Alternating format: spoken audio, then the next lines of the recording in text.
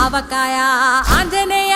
కథ మొదలెట్టినాడు చూడారయ్యా శక్తినంతా కూడగట్టి చెట్టు దులిపినాడు అంజయ్య ఎర్ర ఛాయ కోతి అవతార వెంటమాయ కత్తి సేత పట్టకుండా కాయ కోసినాడు కపిలయ్యా